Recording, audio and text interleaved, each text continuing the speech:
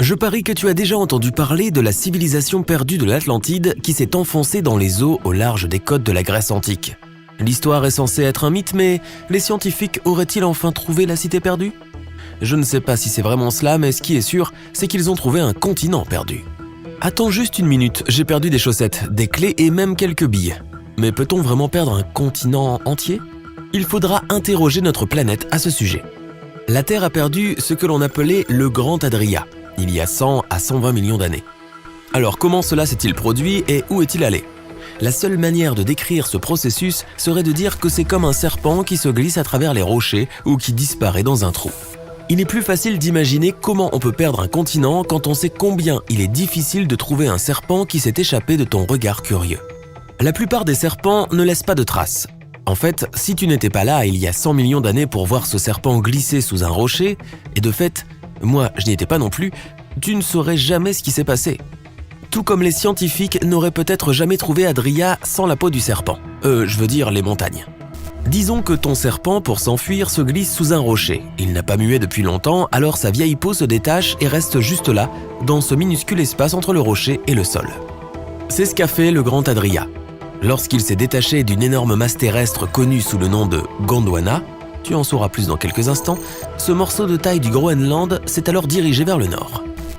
Lorsqu'il s'est finalement écrasé sur l'Europe, il a glissé sous terre et a fait se plier et se recroqueviller l'endroit de rencontre des deux continents. Pendant des années et des années, il a continué à se déplacer et ses plis n'ont cessé de s'agrandir. À la fin, il a laissé des traces très évidentes et connues. Tu es même peut-être allé skier dessus pendant les vacances d'hiver. Je parle des Apennins et des Alpes suisses. Le professeur Douwe van Insenberg, un géologue qui a dirigé l'équipe de recherche responsable de cette découverte colossale en septembre 2019, a sa propre explication. Il compare ce processus de pliage à ce qui se passe quand tu mets ton bras dans un petit espace et que la manche de ta chemise ne peut pas passer. Elle se replie et ces plis sont comme la chaîne de montagne. Tu te demandes peut-être si d'autres chaînes de montagne ont des origines similaires. C'est bien le cas. Tu as déjà pris et poussé du sable dans tes mains ? Tes mains travaillent comme des masses terrestres en mouvement et ces pics de sable que tu as créés sont une mini-version des montagnes. La peau de serpent, la manche de ta chemise ou le sable, en résumé, les montagnes sont le résultat des mouvements de ces énormes masses de terre lorsqu'elles s'écrasent et se glissent les unes sous les autres. Mais qu'en est-il du continent qui a disparu et qui les a laissés ? Qu'est-il arrivé au Grand Adria ? Tout comme un serpent s'enfonce sous terre pour l'hiver, Adria a continué à glisser sous la surface. Le docteur von Insbergen pense qu'elle est probablement bien installée en ce moment même à environ 1500 km sous l'Europe du Sud. Mais attends une minute. Le Grand Adria est-il toujours un continent s'il est enfoui sous l'eau ou sous terre ? Un serpent est-il toujours un serpent lorsqu'il est sous terre ? Bien sûr que oui. En fait, je connais même un continent qui est majoritairement sous l'eau, mais qui n'est pas du tout perdu. Tu as déjà entendu parler de Zélandia ? On l'appelle aussi le continent Nouvelle-Zélande ou Tasmantis. Il ressemble à un archipel, c'est-à-dire une chaîne d'îles. Mais si tu regardes sous l'eau, tu verras qu'il s'agit en fait d'un morceau entier de terre submergé avec des sommets de montagnes qui arrivent jusqu'à la surface. Ces sommets sont les îles. Zélandia est classé comme un microcontinent, ce qui pose alors la question suivante. C'est quoi un continent en soi ? Eh bien, le sujet fait débat. En fait, nous les terriens ne pouvons même pas nous mettre d'accord sur le nombre de continents, sans compter les perdus et les microcontinents qui existent. En général, un continent est une énorme masse de terre. Si tu viens des États-Unis, tu as appris qu'il y en a 7. L'Afrique, l'Antarctique, l'Asie, l'Australie, aussi appelée Océanie, l'Europe, l'Amérique du Nord et l'Amérique du Sud.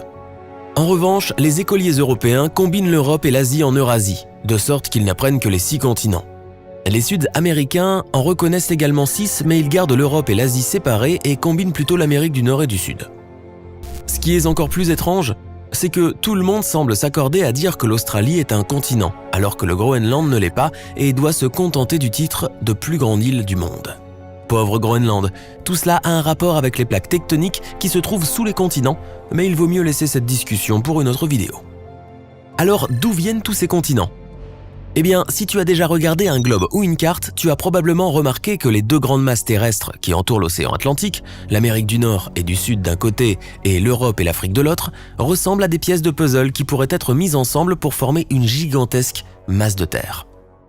Tu sais peut-être aussi qu'il existe un nom pour cette masse, Pangée. Les scientifiques pensent que la Pangée, un supercontinent s'il a vraiment existé, s'est séparé il y a 175 millions d'années.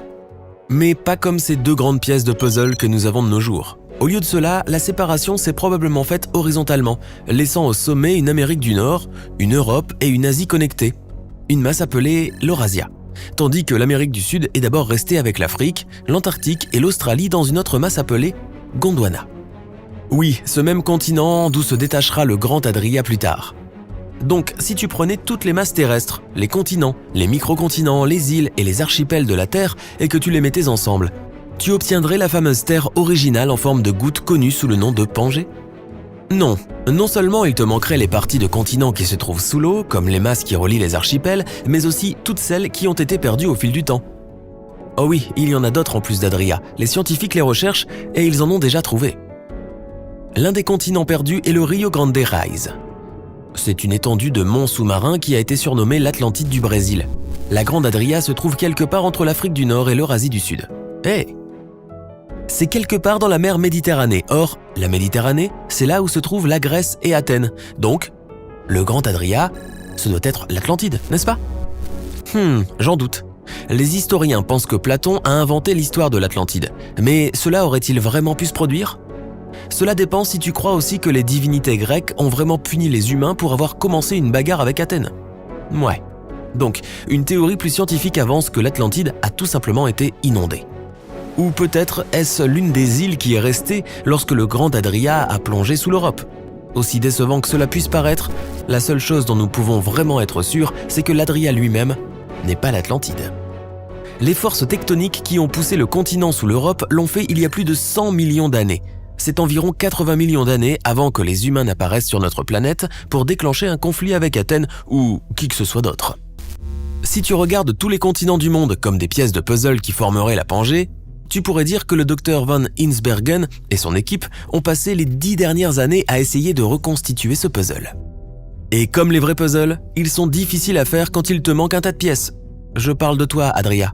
Mais il dispose d'un équipement géologique sophistiqué qui permet de suivre l'enregistrement magnétique laissé dans les minéraux des roches. Tu vois, chaque roche, pierre et montagne porte une sorte d'empreinte du temps et du lieu où elle a été créée.